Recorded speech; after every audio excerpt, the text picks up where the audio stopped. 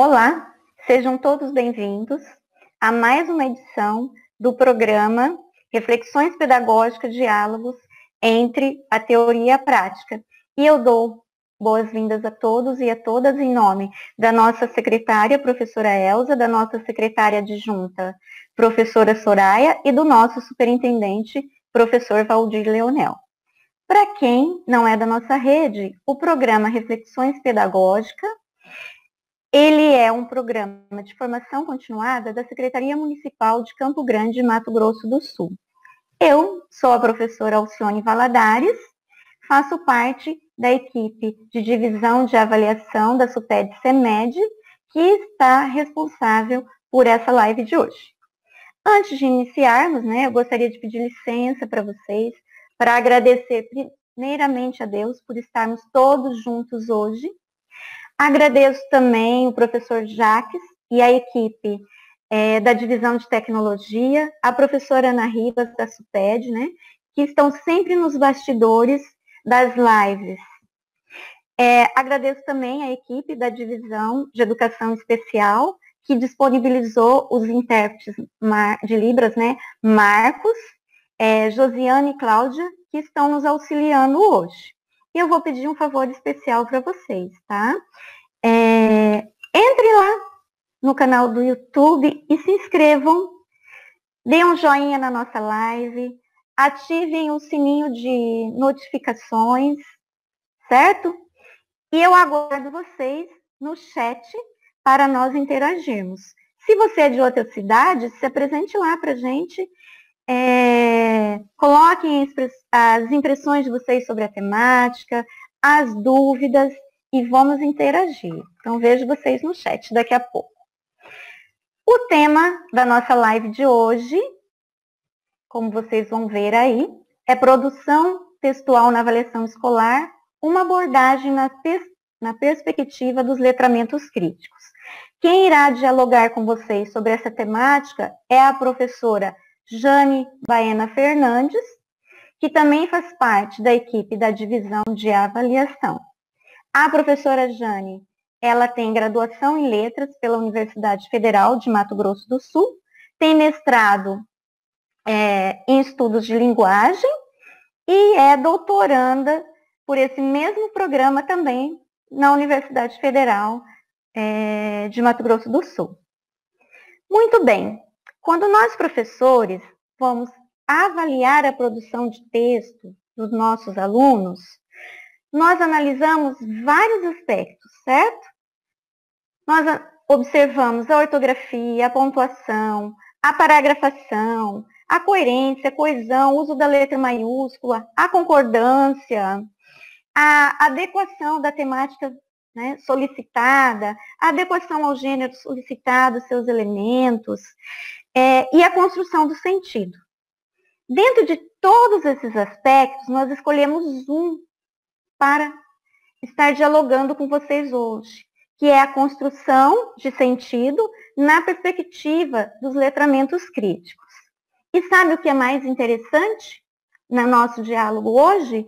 É que nós falaremos sobre esse assunto a partir da nossa realidade. Como assim, professora Alcione? Sim, a partir da nossa realidade. Porque nós vamos utilizar trechos, tá? De produção de textos, de produção de texto, de escrita dos alunos da nossa rede. Esses trechos foram retirados das avaliações de produção, das avaliações diagnósticas aplicadas aos alunos do 8º ano. Então, eu finalizo aqui, deixo um forte abraço de toda a equipe da Divisão de Avaliação e da SUPED para vocês. Sintam-se acolhidos nesse espaço que é feito para você e por vocês, certo? Então, com vocês, para dar continuidade ao trabalho, a professora Jane Baena. Até breve, nos vemos no chat.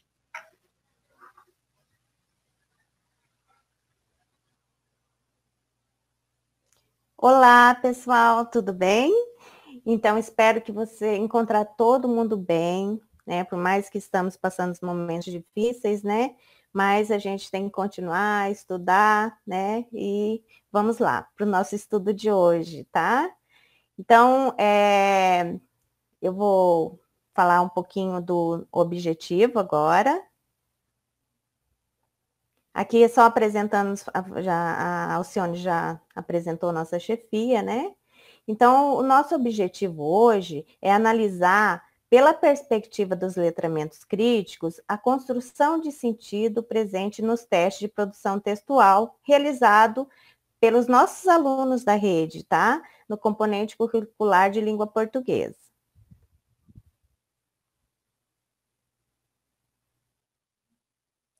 Como podemos observar no próximo slide,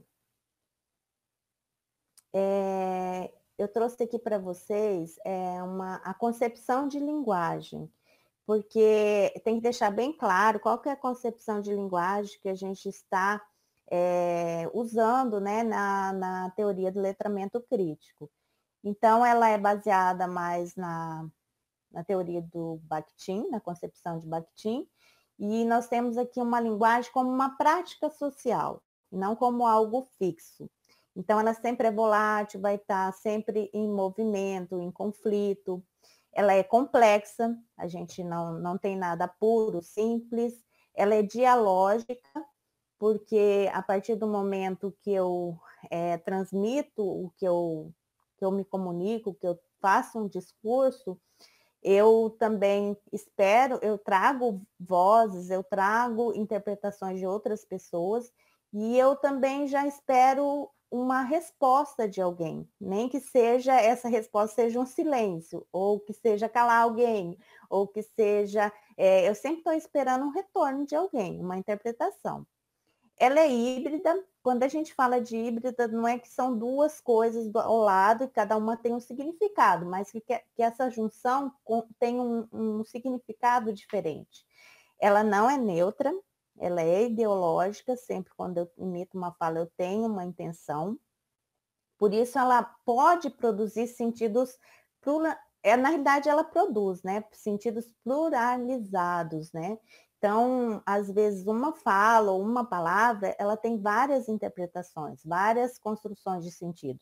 Se a gente falar em cor branca, cor aqui no Brasil, todo mundo tem quase uma interpretação, mas se a gente falar em cor branca, lá no Polo Sul, no Polo Norte, onde existe muito, né, essa cor por conta do gelo, então vão ter várias tonalizações. E aí, como eu disse, um discurso pode gerar uma palavra, um discurso, né, uma comunicação e um texto pode gerar várias interpretações. E a linguagem ela evoca questões coletivas e individuais, né? Porque a partir do momento que eu estou emitindo o que eu sinto, que eu penso, que eu estou escrevendo, estou discursando, eu trago comigo já construções de outros discursos, né? E aí eu já fiz a minha interpretação individual. Então, aí tem questões coletivas e individuais, porque eu fiz a minha interpretação a partir de vários discursos de outros. No próximo slide, agora. Aí agora eu vou falar um pouquinho dos letramentos críticos, né? Então, até por que a gente está usando no plural.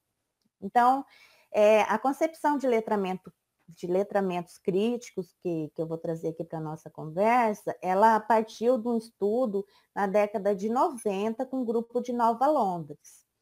E ele se voltava para a discussão de uma pedagogia que direcionava para os multiletramentos. Por que pensar em multiletramentos? Que são várias interpretações com várias modalidades de textos, né, de construção, que a gente trabalha bastante já a multimodalidade, que a gente até, para alguns é uma novidade, mas é uma coisa muito antiga, né? Então, se eu estou falando aqui, eu não consigo falar sem mexer as mãos.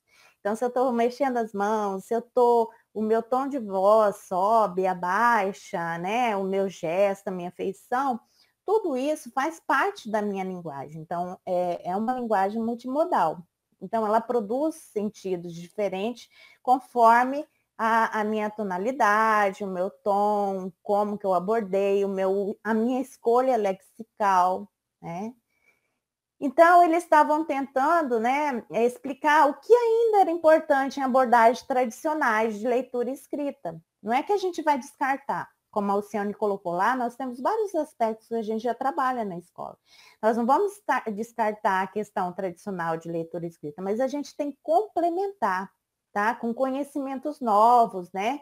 E principalmente nos nossos ambientes de comunicações atuais, tá? Então, quem está falando isso, né, a base dessa fala, é Calantes e Cope, que são pessoas que participavam, são estudiosos, pessoas, né, que participam desse grupo ainda hoje e que está já disseminado em vários países do mundo, tá? Inclusive aqui no Brasil tem um grupo, né, que é Montemor, que tem o professor Menezes de Souza, da CAC, do professor até da UEMS, que estuda muito, né, o professor Maciel, que estudam letramentos críticos, né, nessa perspectiva.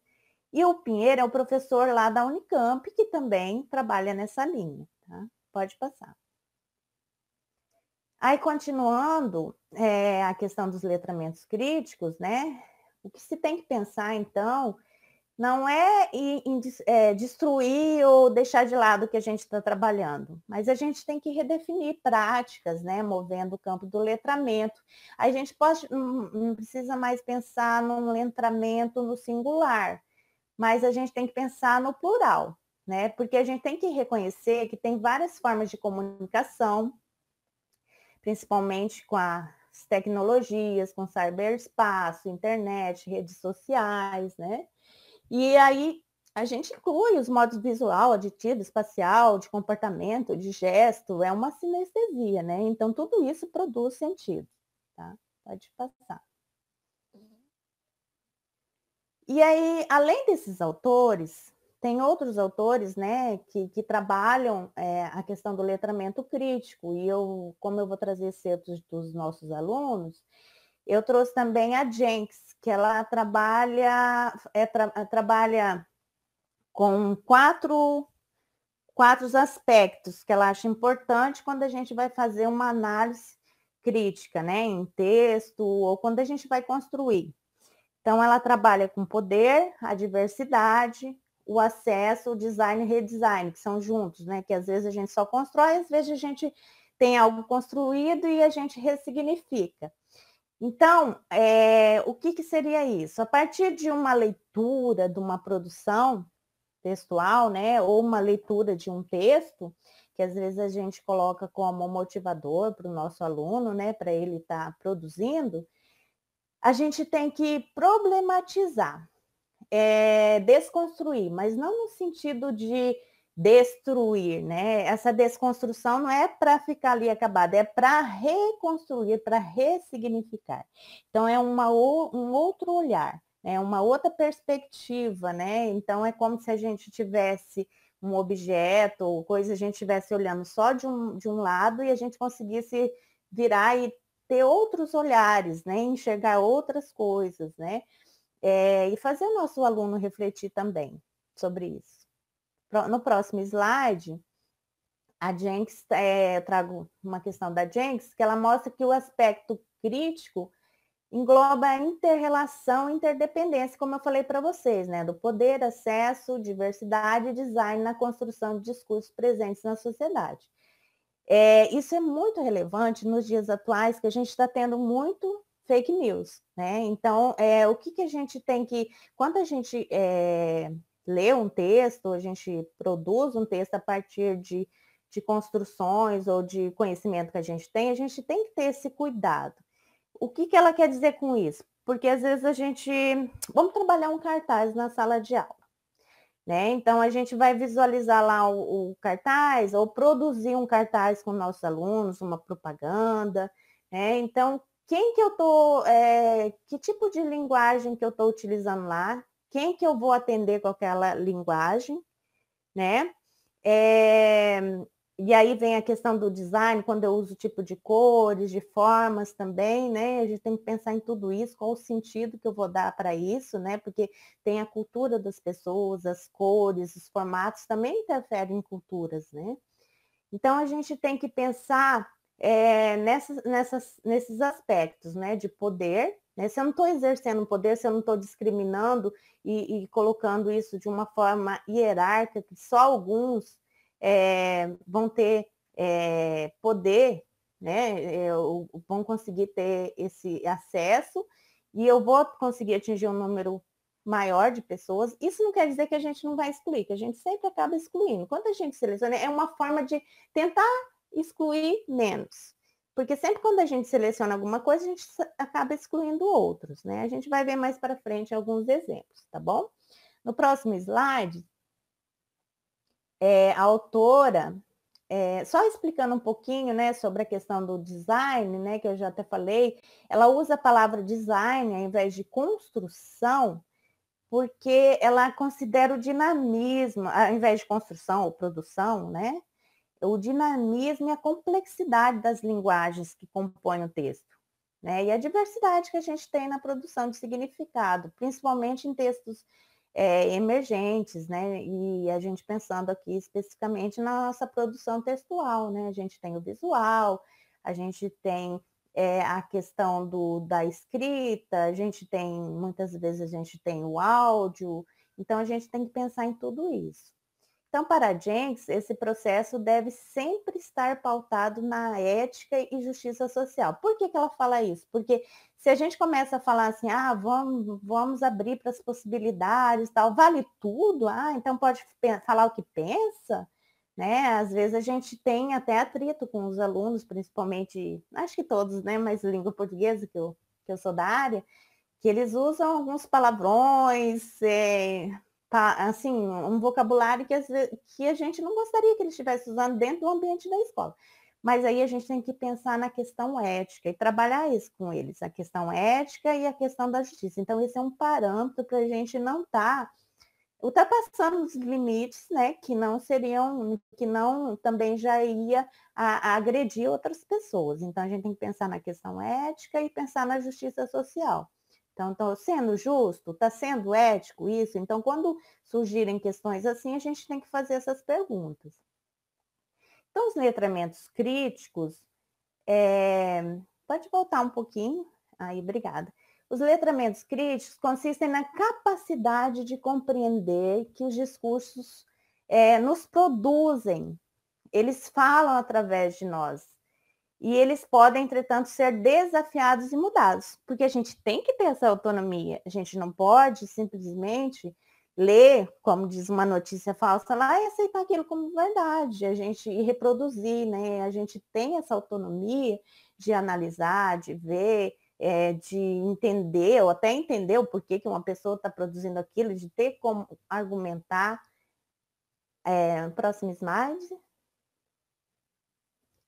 E aí, quando a gente questiona, né, esses sentidos produzidos pela ótica do letramento crítico, a gente cria sempre uma atmosfera de reflexão, né, que leva à autocrítica, principalmente porque a gente, se a gente pensar no letramento de Soares, que muitos já leram, conhecem, ela usa mais da gente conseguir entender, e ela usa isso também, o letramento como uma prática social, né, ela trabalha com essa questão social, mas no sentido da gente conseguir lidar, desenvolver com a tecnologia, com o visual, mas não trabalha essa questão também da autocrítica, né?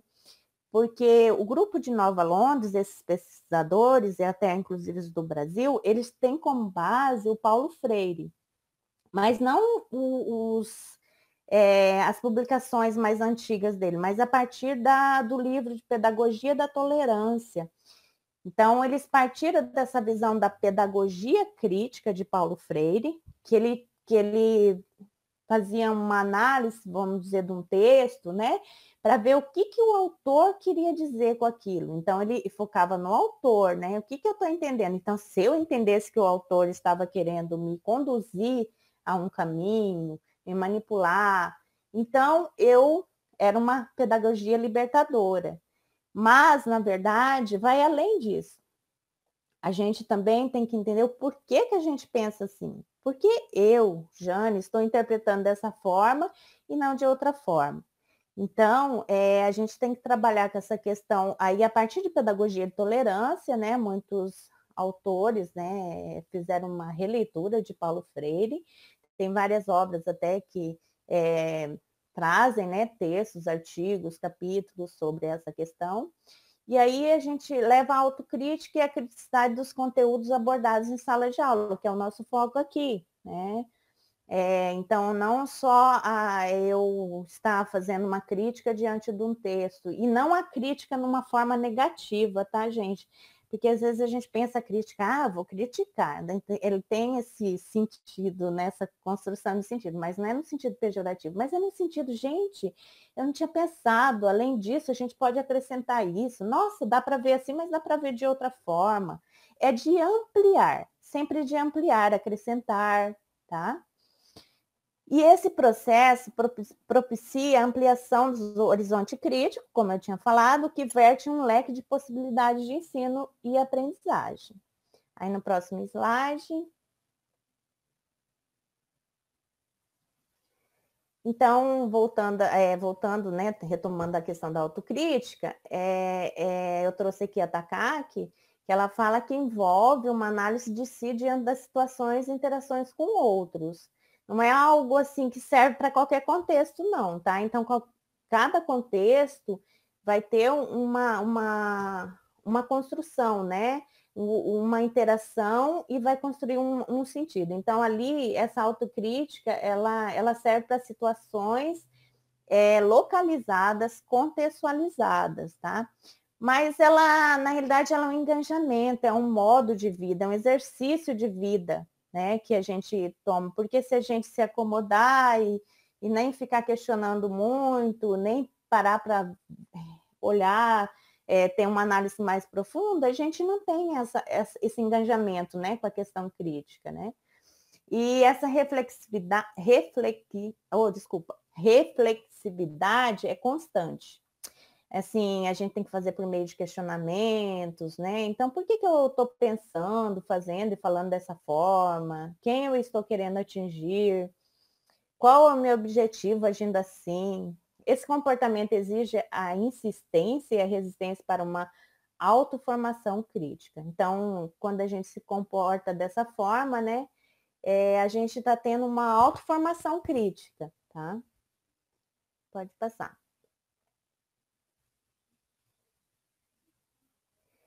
E também, além da Jenkins, né, e falando da autocrítica com Takaki, eu trouxe aqui Langsher e Nobel, que eles falam dos novos letramentos. Mas novos letramentos, entre aspas, tá? Esses novos, porque são letramentos que, na realidade, para alguns são novos, para outros já são antigos, então a gente não pode ter essa, vamos dizer, essa linearidade, né? Certinho, assim, que vamos pegar a geração, né? Muitos jovens hoje não se dão tão bem com a tecnologia como outros de mais idade. Então, a gente não pode definir assim, não, os novos se dão super bem e os antigos, os de outras décadas, não necessariamente, tá? Tem muita gente que consegue acompanhar e outros não têm afinidade, que são poucos, né? Mas tem alguns. Então, o surgimento de novos tratamentos tornou-se mais intenso em decorrência de uma fratura. Então, quando teve essa questão do cyberespaço, a gente tem agora, a gente pode pensar conforme os autores, em dois espaços, né? Que é um físico e um virtual, e eles coexistem, né? E eles fazem parte da realidade da escola, né? Então a gente pensa nessas mentalidades. Então eu acho que a gente tem muito isso lá na escola. A gente fica em conflito com isso, porque às vezes o currículo tem propicia, né, a gente a trabalhar essa mentalidade mais física, industrial. E a cyberespacial é pós-industrial, né? Ela gera novos letramentos, porque vão surgindo novas tecnologias, novas formas de comunicação. A gente se comunica, né, em espaços diferentes, em tempos diferentes, então tudo isso modifica o nosso jeito, né, de pensar, de agir. Próximo. Então, a gente pode dizer que a efetivação de um novo, entre aspas, letramento, ele não é automático, né? Então, às vezes, ele se manifesta depois de muito tempo que está lá na escola, por exemplo, né? Se a gente pensar nas tecnologias, na sala de informática, outros tipos de tecnologia que chegou à escola, lousa digital, ficou lá muito tempo, mas acabou que muitos professores, muitos educadores utilizam com a forma tradicional, como se fosse só para produzir, reproduzir, mas não explora, né, o que a tecnologia tem. Não é só explorar o que a tecnologia tem, é ter uma nova mentalidade. Então, às vezes, você não tem uma tecnologia tão atual, mas se você tem uma nova mentalidade, você consegue trabalhar com um livro, com papel, em qualquer, lá no pátio da escola, de forma que tem essa mentalidade mais evoluída, né? Mais condizente com o cyberespaço, né? Então, os autores tratam das diferenças das mentalidades. Aqui ele trabalhou com a questão das gerações da web 1.0 e 2.0, mas a gente está bem avançado, já está entrando na 4.0, né? Depois, em outro momento, a gente pode estar falando dessas questões. Mas porque até o texto era de 2007, mas dá para ver essa questão da evolução, da diferença, tá? Próximo slide. Então, o que a gente pode dizer que se destaca na mudança de geração, né? São aspectos como criação, colaboração, compartilhamento, coautoria, coletividade, dinamismo, que podem ser atribuídos a um blog, por exemplo. E isso é diferente daqueles primeiros sites, né, que eram elaborados, que era só de uma única autoria, ou não tinha acesso, né, era bem estático, então demorava até um pouco para atualizar, só a pessoa que produziu, que era dono, podia atualizar, né? Então ele também tinha só um tema específico, não tinha espaço para colaboração, nem participação com a autoria, comentários, por exemplo, né? Então, já foram evoluindo nesse sentido. Hoje a gente já tem, chega em casa, muitos devem ter a Alexa, da Amazon, já pede, Alexa, liga o ar, Alexa, liga a TV. Então, você já tem uma outra forma de se comunicar, tá? Próximo slide. Então, agora nós vamos entrar na proposta de produção de texto, né, dos alunos do 8º ano, que foi uma avaliação que aconteceu em 2018, avaliação externa aplicada pela Secretaria Municipal de Educação de Campo Grande. Eu vou mostrar primeiramente a proposta de produção e depois os excertos que a gente vai estar analisando. Tá? O primeiro o primeiro texto, né, que motiva a produção dos alunos, fala futebol, lazer e práticas lúdicas. Bill Shankly, um dos mais celebrados personagens da história do velho esporte bretão, técnico da equipe do Liverpool, Inglaterra, na década de 60, certa vez afirmou: algumas pessoas acreditam que futebol é questão de vida ou morte. Fico muito decepcionado com essa atitude. Posso garantir que futebol é muito, muito mais importante. Tá? Esse foi o primeiro texto, aí vamos para o segundo. O segundo texto, motivador para a produção dos alunos, era o seguinte. Artigo 6º, tá? Falava o seguinte: são direitos sociais a educação, a saúde, a alimentação, o trabalho, a moradia, o transporte, o lazer, a segurança, a previdência social, a proteção à maternidade, à infância e a assistência dos desamparados na forma desta Constituição. Então, está na Constituição, e aí foi tirado um artigo para estar mostrando os direitos, né? A educação, a saúde, a alimentação. Próximo. O terceiro texto é uma charge, tá? Então, lá, logo acima da charge, está escrito assim, BGE, 35% passam fome no Brasil. Aí mostra uma pessoa, que a gente pode se dizer que é uma pessoa de rua, um mendigo, com uma bandeira do Brasil em forma de uma sacola, com várias latinhas, e ele estava mexendo no lixo e tirando alguma coisa para comer, ou para reciclagem ou para comer, né? E aí ele estava pegando um pedaço de pão dentro do lixo, tá? E ele estava olhando fixado, né, vidrado uma vitrine de uma loja onde tem uma TV e estava acontecendo um jogo de futebol, possivelmente de uma Copa, né, que tá as cores do Brasil lá, amarelo, azul, e está escrito circo, né, nessa parte onde está a televisão. Então vamos para o próximo. E daí, a partir desses 3 textos, né, o aluno tinha que produzir um texto dissertativo argumentativo a partir da seguinte questão: a Copa do Mundo, paixão nacional, é uma forma de proporcionar lazer e alegria para as pessoas ou é apenas pão e circo? Então, isso aqui foi retirado da nossa devolutiva, né, que foi impressa e entregue às escolas, né, alguns professores da rede devem estar lembrando agora. Então, vamos para o próximo. Então, a partir das produções dos alunos, né, eu escolhi 4 excertos, e esses excertos foram retirados dos alunos com a menor nota, né, das escolas que foram, eu peguei 4 regiões, um excerto de cada região, e os alunos com menor desempenho das escolas também com menor desempenho de cada região, tá? Então, o primeiro excerto diz o seguinte: bom, a Copa do Mundo é muito top para quem gosta. Eu gosto de ver os jogadores de futebol na Copa, fazendo gols, mas eu não posso jogar futebol no sol, porque eu fico com dor de cabeça. Mas a Copa do Mundo é divertido e muito top. E tem aqueles que brigam quase se matam por causa de time. Melhor, meu time é melhor, mas não me importo, porque os jogadores estão lá ganhando seu dinheiro e não ficam nem e não estão nem aí.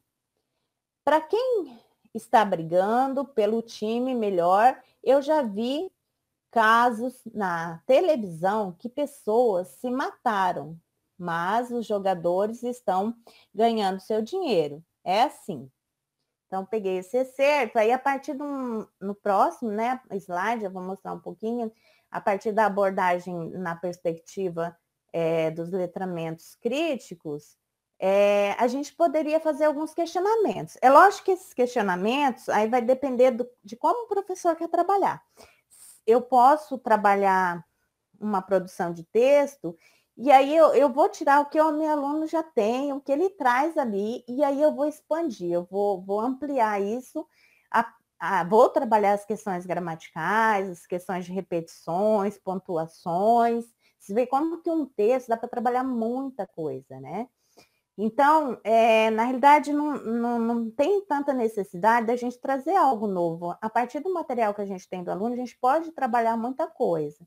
E aí, numa abordagem da perspectiva dos letramentos críticos, eu posso perguntar para o meu aluno, aqui pensando na Jenkins, né? Pensando nessas questões de reflexidade, de se atende à diversidade, de acesso, de poder, né? E da produção que foi construída, né? Então, quais pessoas conseguem praticar esportes? Né? Então, ele está falando ali que ele não consegue, que ele tem dor de cabeça, então ele pode fazer um link aí com outras pessoas que também têm dificuldade, né? Existem atividades esportivas que compreendem as pessoas com limitações físicas ou enfermidades, né? Então, eles podem entrar na questão da Paralimpíadas, né?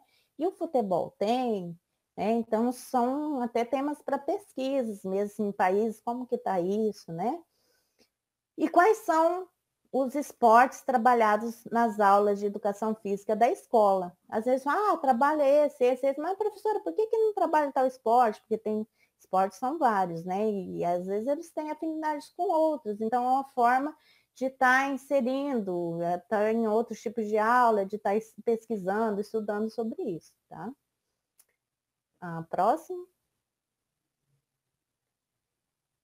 Além dessas questões, né, tem mais algumas aqui, mas aí eu penso que vocês olhando assim, vocês também já remetem a outras questões, né? E é lógico, gente, lembrando aqui que isso não é fácil, né? É todo um exercício de autocrítica, né, de reflexividade que a gente vai fazendo, porque a gente não consegue elaborar essas questões assim de uma hora para outra. A gente tem que estudar muito, tem que trabalhar bem o texto, tá? Então, aí outras questões poderiam ser: tem algum esporte que gostaria que fosse incluído nas aulas? Por que você acha que alguns esportes foram escolhidos como conteúdo para as aulas de educação física e outros não? Então, aqui a gente pode entrar na questão do poder, né? Porque, tem um currículo, tem que explicar. Não é que isso é errado, gente, é que foram escolhas. Quando a gente escolhe alguma coisa, exclui outra. Então, por que a gente pode estar trabalhando isso com eles, esses conflitos? Não, foi escolhido assim, porque no currículo está assim, mas a gente, né, sempre tem revisão, alguns anos, a gente pode, né, estudiosos sempre pode pôr em evidência outros esportes, né? Então, aí abre-se um leque, né, de possibilidades, de problematizar o tema Copa do Mundo, relacionando com lazer e com a política pão e circo, tá? No próximo slide, é o excerto 2, aí o aluno diz o seguinte: o que é a Copa para cada pessoa? A Copa para algumas pessoas são como um esporte para se distrair, para se divertir. Mas para outras pessoas são como um desafio para ganhar do time adversário. Para outras, são como um esporte besta que fica correndo atrás da bola para chutar ela para o gol, no caso, né? Mas como uns pensam desse jeito, outros podem pensar de outro, porque cada um tem seu jeito ou seu modo de pensar. Como eu penso de um outro jeito e vocês pensam de outro, mas para mim o futebol da Copa é um esporte super divertido, alegre, bacana de se jogar com os amigos. Tá? Então vamos para a análise desse excerto. Então, pensando aqui em uma das teóricas, né, que a gente abordou na Jenks, né, a gente vê que o aluno ele já traz a questão da diversidade já no título, né, que ele fala, né, dessa visão das pessoas, né? Então, o aluno já traz isso, mostrando as várias opiniões das pessoas, né? E essa atitude demonstra que o aluno não se prendeu à visão estereotipada que todos os brasileiros são apaixonados por futebol, né? E de que o esporte somente traz alegria e entretenimento, né? Então, ele sabe que para muitos não traz isso, mas para ele é. Então, é legal que ele mostrou a visão dele e ele respeita a visão dos outros. Então, isso é legal de partilhar com a sala de aula, mostrar os pontos de vista, né?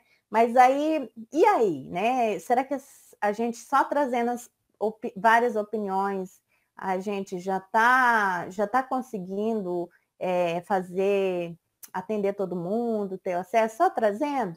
Então, acho que além disso, a gente tem que construir um sentido, né, com todas essas diversidades, né? Produzir argumentos, discursos em cima de toda essa diversidade. Não é fácil, nem sempre, na maioria das vezes a gente não vai conseguir, a gente vai se decepcionar, mas isso faz despertar nos alunos essa visão mais ampla, né? Que pode ajudar em outros momentos, e é todo um processo.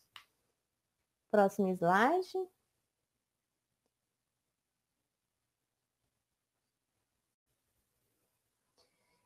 E então a gente destaca, né, a diversidade e a inclusão das várias opiniões, inclusive do próprio aluno, que divergem, né, das outras visões mencionadas por ele mesmo. Então, ele mesmo está colocando as visões e fazendo esse conflito, né? Então, a gente pode ver que esse discurso do aluno, ele rompe, né, com o discurso dominante, normalizado na sociedade, né? Então, aqui enfatiza muito essa questão do poder, né, do discurso que sempre é posto como certo, como correto. Não, como que não gosta de futebol? Não, tem muita gente que pode não gostar, né? Então, aí no próximo slide,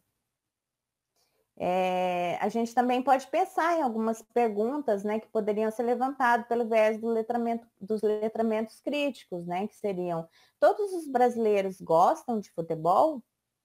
Quem tem acesso aos jogos da Copa do Mundo? Então, pensando no custo, né? O campeonato de futebol feminino tem o mesmo prestígio que o masculino? Existe igualdade salarial para ambos os gêneros de atletas? No próximo slide. Quem detém os direitos de gerenciar os campeonatos de nível nacional e mundial? A gente pensando aí na Confederação Brasileira, né? Tudo que já veio de reportagens sobre eles, né? Muitos ou poucos são favorecidos com os campeonatos, né? Quem é favorecido? Daí pensando aí no acesso, né? O preço dos bilhetes deveria ser diferente para os diversos compradores? Você acha que teria vontade e meios para mudar isso? Próximo slide. E sua família e comunidade, o que pensam? Né? Para mostrar essa diferença também de pensamento, né? Como você, sua família e comunidade poderiam tentar mudar isso, caso concordassem e tivessem vontade para tal fim, né? Lógico que podem muitos manifestar que tá bom, que não teria como mudar, né, no caso. Aí no próximo slide. Aí o excerto 3, vou ler com vocês rapidinho. Coisa mais importante para algumas pessoas, sem muita gente, algo acaba a amizade porque pede o jogador ou porque às vezes inventam sem querer. E muita gente não gosta, disse a melhor forma das pessoas. Se relacionar melhor é fazer o que gosta, jogar bola, caminhar ou fazer outros esportes. Porque a vida não é um pão para ficar parado. A vida é um circo. Apesar que parece que ela falou a vida é um círculo, né? Todo mundo se movimenta, é círculo. A vida é um círculo. Todo mundo se movimenta, o mundo é enorme para ficar parado. Então, aqui a gente viu já um aluno trazendo estratégias, né, para trabalhar a charge. Vocês viram que os outros trabalharam só a questão do campeonato. Então, eles remeteram a alguma situação, né, mas bem de leve, mas falaram mais do campeonato. Então, não fizeram relação com o texto 3, que era a charge do pão e circo, né. Vamos para a análise. Então, numa perspectiva do letramento crítico, o professor poderia levar os alunos a refletir a partir de questões como: para um bom relacionamento entre as pessoas, bastaria somente cada um fazer o que gosta? Então, ali no começo ele fala que um pode correr, o outro pode fazer outro tipo de esporte, tá tudo bem. Quem gosta, gosta, quem não gosta, né? Aí cada um pode fazer o seu esporte. Mas será que só isso adianta? Cada um fazer seu esporte? Então, vamos lá para a próxima. O que impulsiona as pessoas a terminarem a amizade por opiniões divergentes em relação aos times de futebol? Você acredita que existem outras divergências na sociedade além das ligadas aos esportes? Se sim, quais? Por que existem opiniões diferentes? Por que muitos não aceitam a opinião do outro? Então, está falando dessa divergência, né? De quem gosta, não gosta. Então, quem não gosta é só fazer outra coisa e pronto, está resolvido, né? E aí poderia se trabalhar isso, né? Aqui a gente está trabalhando a questão da diversidade, né? Que Jenkins coloca. Então, é importante isso. Não é simplesmente porque ele é diferente, eu vou ficar na minha, ele fica na sua. Não, gente, a gente tem que ter uma convergência conflituosa, tem que começar a entender o outro e tentar ter um meio termo, né, para caminhar, porque quando a gente está vivendo muito isso, isolamento por causa de radicalismos, né, então a gente tem que começar a se colocar no lugar do outro, entender o outro. É lógico que tudo isso tem oportunidade, tem momentos, né, mas a sala de aula eu acho que é um espaço que a gente, em alguns momentos, a gente pode conseguir, nem sempre, né, mas em alguns momentos a gente tem essa oportunidade, tá? No outro slide. Então, a partir do letramento crítico, seria de grande relevância para aguçar a criticidade, né, contribuindo para a escrita. Uma proposta de produção coletiva em que várias opiniões acerca de um tema estivessem presentes, destacando Então, além da leitura, de questionamentos, esse texto do aluno leva a gente a tentar produzir, aqui uma proposta, né? Eu trouxe aqui Lancashire e Nobel, que eles trazem isso, né? Porque tem várias opiniões. Então, vamos fazer uma produção, né? Colocando essa complexidade das relações, essa heterogeneidade que existe, né? Essas várias opiniões, né? Então, aí a importância de agir numa nova ética que pressupõe um novo ético. O que seria esse novo ético? Então, é um novo ser humano. Porque a partir do momento... Eu tenho a minha visão, eu entendo, eu gosto só de natação. A partir do momento que eu consigo escutar o meu colega, que ele gosta muito de corrida ou de futebol, entender o porquê que isso traz alegria para ele, na família, que todos gostam, que lá um torce para um time do outro e esse é um momento legal. Então, se eu começo a ver, escutar os argumentos, ouvir, né? Que a gente tem que parar para ouvir, né?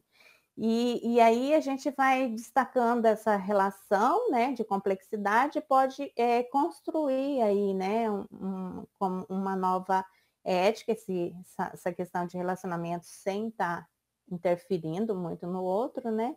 E, e aí isso aí pode levar, né, uma nova forma de pensar, né, de pensamento, que é esse novo ético que Lancashire Nobel diz. Próximo.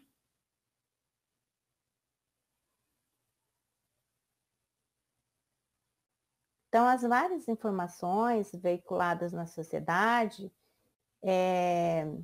ela já tem isso, né, de muitas ideias, opiniões, né, e a gente tem que tentar conviver com essas divergências, né? Como conviver nisso, né? Sempre tentando negociar as situações de conflitos. Isso é legal? Não, não é nada assim legal, lindo, não tem nada disso. E nem sempre a gente tem garantia que também vai dar certo. Mas a gente tem que tentar procurar sempre estar trabalhando essas situações de conflito. A gente não pode simplesmente separar, né, segregar, e também a gente não pode bater de frente, impor, né? Então, a questão central aí é a negociação mesmo desses conflitos, tá? Aí no próximo slide, o excerto 4. Aqui, nem sei se vocês vão conseguir visualizar direito, né? Desculpe que até acho que eu não li muito bem o excerto anterior, mas é a questão do aluno aqui, ele começou a fazer a prova, né? E aí acabou a tinta da caneta. E vocês sabem que toda avaliação externa, principalmente, né, nos maiores, né, exigem a caneta, né? Então aí ele tá falando, ele não consigo entender desse jogo, eu só entendo que tem que correr atrás de uma bola e marcar um gol, só isso. Então ele está menosprezando a questão do futebol, né? Depois ele pega um lápis, né? Ele ou ela, né? O aluno, eu não posso terminar o texto, porque acabou a tinta da minha caneta, né? E o meu colega não tem. Não foi falta de pedir, eu perguntei. Ele que não tinha, eu estava escrevendo. Então, ele disse que não tinha, pediu a caneta, né? E aí o colega não tinha, não foi falta de ele perguntar, então ele não tem outra forma de escrever, né? E a única que o colega tinha, ele estava escrevendo, né? Então ele parou o texto, a produção de texto aí, tá? Aí vamos para análise.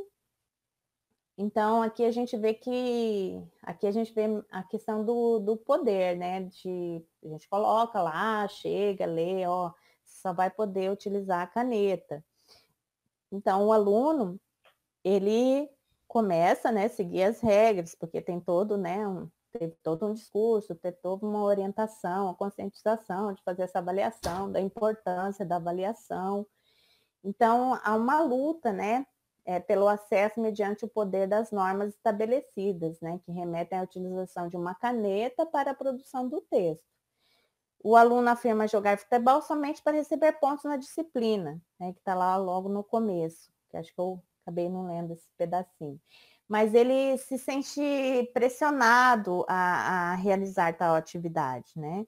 Então, aí a gente vê a questão do poder. Então, por isso que na hora Jenkins coloca, né, que na hora de trabalhar isso, de fazer produção, ou trabalhar alguma atividade com os alunos, principalmente nas atividades avaliativas, é lógico que a gente não vai entrar no mérito aqui das avaliações larga escalas, que tem todo um parâmetro, porque precisa, por conta das correções, não tem como ser diferente, né?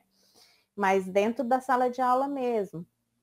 E ela fala muito dessa questão, né, do poder. Então, se eu estou ali exercendo um certo poder sobre o meu aluno, então eu acabo direcionando ele, eu não deixo ele livre entre aspas, né, que a gente já falou dos parâmetros aqui dentro da ética, de uma justiça, para que ele possa expandir o conhecimento dele, né? Então, às vezes ele não continuou o texto, por conta só de um simples aparato, né, que se exigia na avaliação, tá? Aí, no próximo. Então, toda a escrita do aluno está pautada, né? Ele sabe muito bem justificar, né? Em prol dessas exigências, né?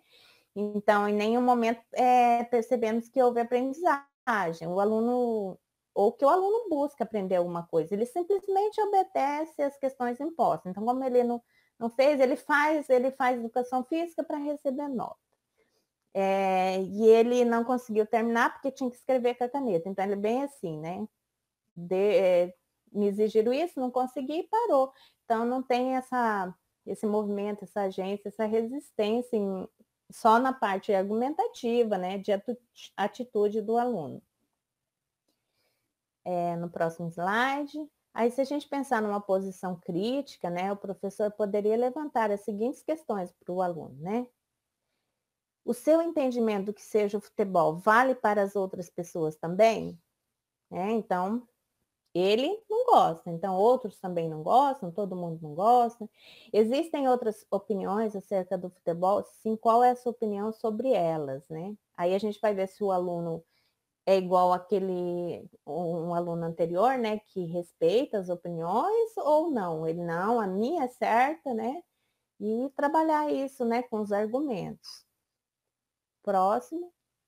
Você acha que foi prejudicado pelo fato de aceitar somente caneta na elaboração do texto? Aí a gente vai ver se o aluno realmente queria produzir, tinha condições de produzir, ou só se colocou como uma desculpa, um argumento, né, para não produzir. Você acredita que tem outras formas de produzirem o texto? E sim, quais?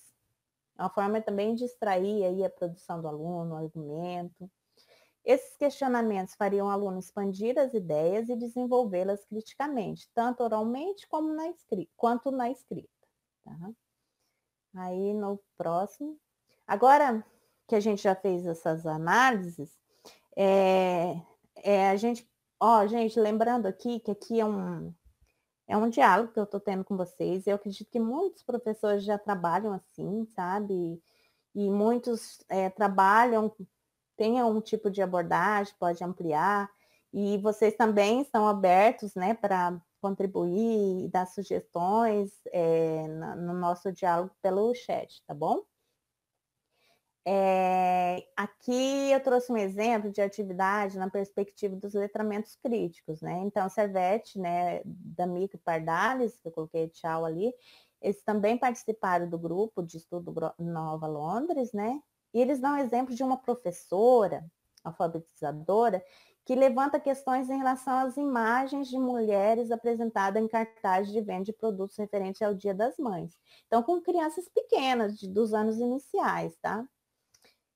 Essas questões, elas possuem o objetivo de levar o aluno a enxergar sobre outras perspectivas, apoiando-se no conhecimento de mundo que elas possuíam. Então, a gente vai verificar no próximo slide aqui, vou mostrar qual foi a atividade. Então, os alunos refletem sobre suas mães, né? Se estão representados na imagem, ou seja, vão além do que foi apresentado no cartaz, que normalmente mostra uma criança branca dando um presente de custo alto por uma mãe branca, né? Exclui desse modelo trazido constantemente pelos catálogos, livros didáticos, propagandas televisivas, crianças e mães de outras raças, etnias, de baixo poder aquisitivo, de diferentes composições, né, familiares. Então, o conceito de família aqui. Então, no caso da Mico, Pardales, né, e Servetti, elas pegam e fazem vários questionamentos para levar o aluno a refletir sobre o cartaz, né? O produto que está sendo dado, né? Que era um perfume, no caso, um perfume caro, sempre, né? A gente pensa em perfume, é um preço alto, é difícil ter perfume com preço baixo, né? Então, questionar se fosse outro presente, um desenho, uma flor, né? Teria o mesmo significado?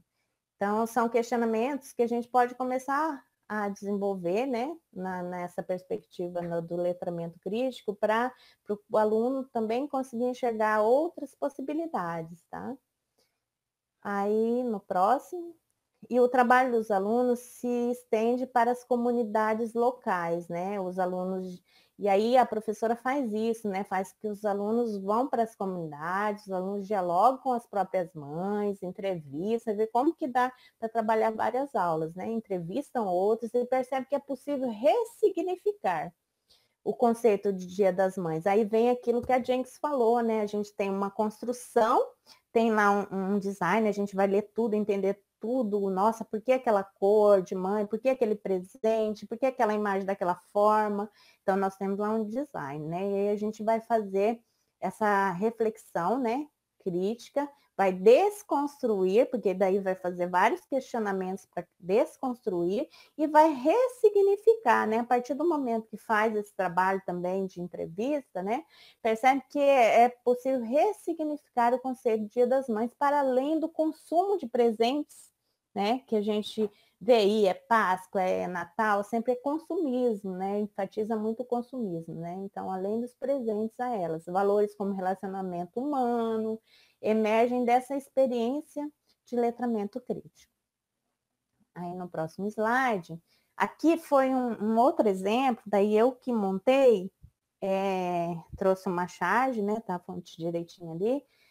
Essa charge, ela tem a imagem de uma televisão, saindo vários armamentos, até granada, né, em direção ao telespectador, que está com medo e fica atrás de uma poltrona amarela, né? Então, tanta violência que está saindo da televisão, né? Então, vamos para o próximo.